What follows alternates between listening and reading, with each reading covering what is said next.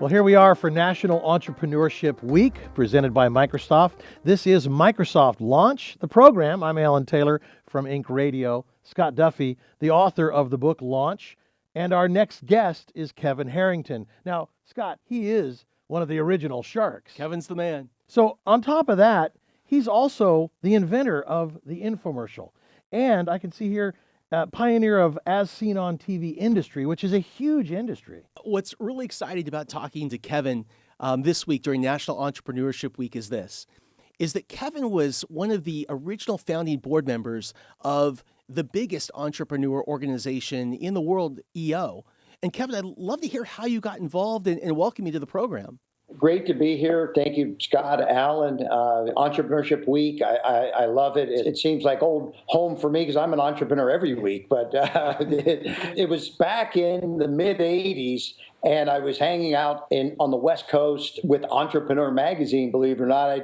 I was in their headquarters. I met a guy named Vern Harnish, and I don't know if that name rings a bell, but Vern said, "Hey, look, I'm hanging out with some really cool young entrepreneurs, Kevin, Michael Dell, and another one, the guy named Ted Leonsis." And Ted, if you don't know today, he was like a big shot at AOL and sold out. And so Ted was, one of the original guys. And so we're all hanging out and like, hey, why don't we start a group of entrepreneurship? And it was actually originally called the Young Entrepreneurs Organization. So we were under 40, and the year was 1987. By that time, there was discussion for a year or two before we actually formed it, but we all kicked in a little money, and we said, let's help entrepreneurs, young entrepreneurs, get their business started, and maybe they can learn some of the things that we've all learned, and maybe we could learn some things too. So that was the early days. It was a lot of fun. We started going city by city and chapters, and I think it's now in 150 cities. It's in 45 countries. And all over the world.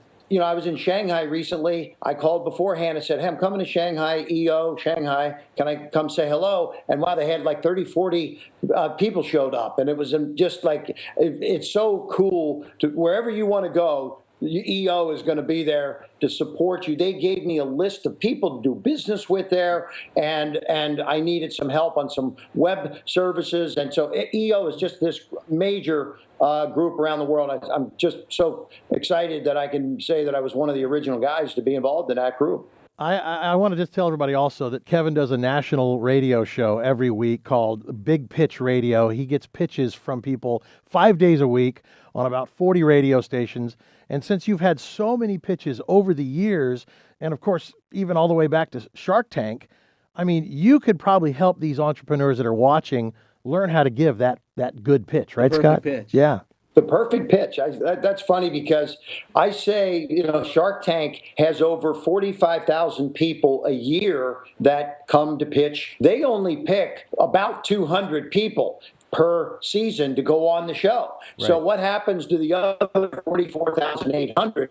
They get turned down. And why do they pick the 200? I say because they have a perfect pitch. There's a whole bunch of things I look for. I'll just start with something real simple because I know we don't have all day. First thing you have to do is I say you have to kind of tease a little bit, get the attention with some kind of a problem, right? So is there an attention-getting problem you can identify? Then you please by solving the problem or showing benefits, features, magical transformations, that kind of thing. And then you seize by giving an irresistible offer, right? If you're dealing with Mr. Wonderful, Kevin O'Leary, you better have a good seize because it's got to be irresistible and make sense. So it's called tease, please, and then seize. If you are demonstrating along the way, and that's this kind of pleasing function with I'll say I like to see demonstrations. I like to see multifunctionality. I like to see magical transformations before and after, maybe testimonials, maybe a little bit of competitive analysis might help too. Because if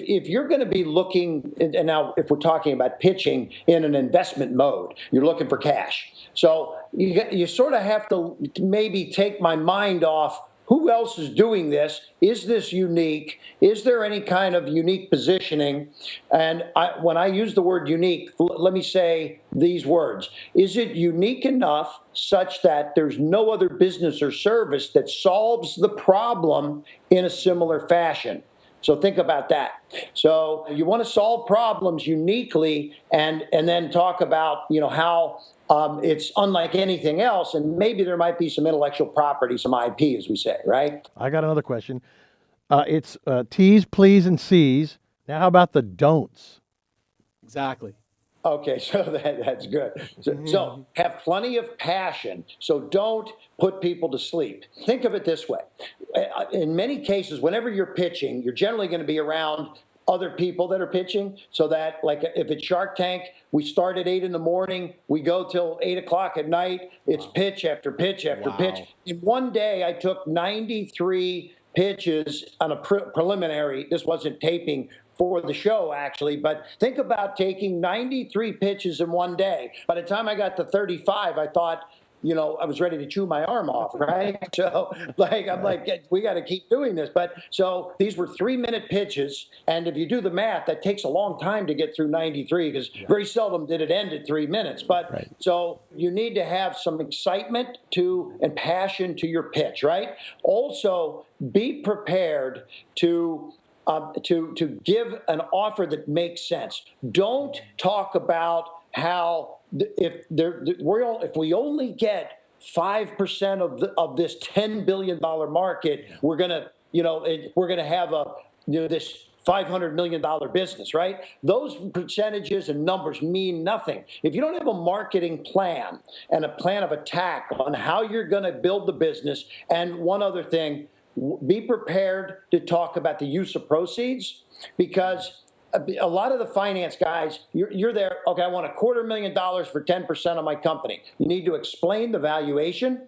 You need to be prepared to explain the use of proceeds. So in the don'ts, don't come unprepared is probably the biggest thing I want to say. So know that you're going to be up against, when you're asking for money, you're going to be up against pretty much any question that can come out from under the sun. What do you need the money for? Where's it going to be used? When am I going to get my money back? Et cetera, right? So that's what the Sharks want. And I'm going to give you one real big tip right now. If there's anybody listening that's going to go in front of a finance guy, a bank, a shark, whatever, but more of it like an investor type, as opposed to, say, a big bank. Because banks, they just want security. They want assets. They want real estate or something like that. A shark wants to 10x his income.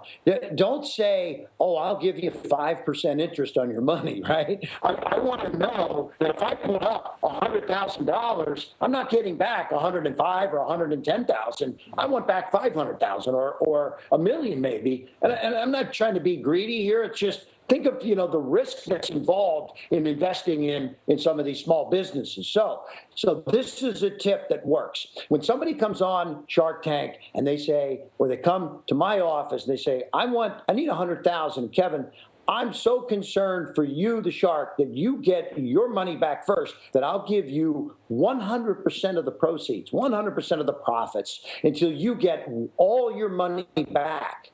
Then we'll work out our split or your 10% or whatever it might be, but you own equity for life then. But it's called an accelerated payback. Now, when somebody tells me that, now I really know they have my interest at heart. Because the one thing that most people forget when they go to pitch the shark is they have to get the shark to write the check.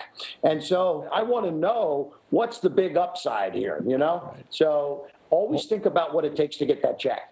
So, Kevin, tell us what you're working on today. I have a lot of things I'm working on today. I still am doing infomercials in the world of ad scene and TV. So one of my hot products there is a product called iGrow. And Scott, not to say it too in a funny fashion here maybe, but it's a hair growing helmet. Okay, so what? You wear that and it grows hair. Unbelievable. So it's on QVC. It's doing millions of dollars a month. It's FDA cleared for men and women. Unbelievable product. So that's the world of as seen on TV. But now, hey, wait, Kevin, are you going to send me one? You holding out? What's up? You go check it out. If you want one, we'll get it for you. Okay. Okay. All Needs right. it. Now, okay. So now it's no secret that there's fewer people watching TV today than there was even 5 years ago or 10 years ago.